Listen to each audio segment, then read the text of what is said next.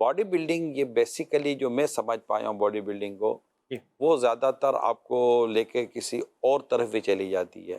Exercise کرنے سے generally عمومی طور پر آپ کسی تکبر کا شکار ہو جائیں اس کا چانس کم ہے، اور باڈی بلڈنگ کی وجہ سے مغرور والی چال آپ کی ہو جائے اس کا چانس زیادہ ہے۔ اور پھر وہ کہ پھر جب آپ آرم بنائیں گے تو پھر آرم بھی دکھائیں گے، اور بدقسمتی کے ساتھ جب آپ تھائس بنائیں گے پھر تھائس بھی دکھائیں گے۔ میری تمام نوجوانوں سے، کیونکہ زیادہ تر اس میں نوجوان ہمارے زیادہ انوالو ہوتے ہیں، اور مجھے یہ پتہ ہے کہ ایک کریز ہے، سمجھے، میڈیسن یہ باڈی بلڈنگ کا کریز ہے، کریز، بالکل کریز ہے، اور باڈی شیپ کے تعلق سے ایک عجیب و غریب ایک مینٹلٹی ڈیولپ ہوئی ہے، اسٹیبلش ہوئی ہے۔ یہ تو پازیٹیو ہے نیگیٹو ہے؟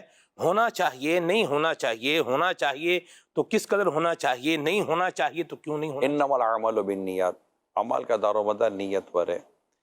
ایک بینگ مسلم ہمیں جو بھی چیز کرنی ہے، سوچنی ہے، وہ ایک اللہ اور اس کے رسول کے احکام، دین متین کے احکام کو سامنے رکھ کر کرنا ہے۔ حدیث سے بڑی واضح ہے کہ اللہ پاک کو صحت مند مومن بیمار مومن سے زیادہ پسند ہے، جی بالکل۔ اور اس کی وجہ جو شروحات میں نے پڑھی ہے وہ یہ ہے کہ ایک صحت مند اور ایک توانا تندرست مسلمان اپنے رب کی عبادت کرنے میں، روزے نماز میں، حج میں، حقوق کی بجا آوری میں، اور بہت سارے دین اور دنیا اور آخرت کے کاموں میں وہ ایک بہتر طریقے سے پرفارم کر لیتا ہے۔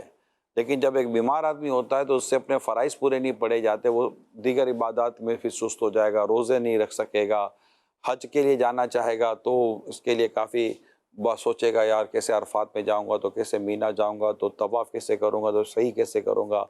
وہ اپنی وہ مرض اور اپنی بیماری کی وجہ سے اس معاملے میں وہ غور و فکر کرتا رہے گا۔ تو اپنے آپ کو صحت مند رکھنا کہ اللہ پاک کی عبادت کے لیے اور اپنے دنیا اور آخرت کے بہتر کاموں کے لیے، تو اس کے لیے ایکسرسائز کافی ہوتی ہے۔ باڈی بلڈنگ یہ بیسیکلی جو میں سمجھ پایا ہوں باڈی بلڈنگ کو، جی وہ زیادہ تر آپ کو لے کے کسی اور طرف بھی چلی جاتی ہے۔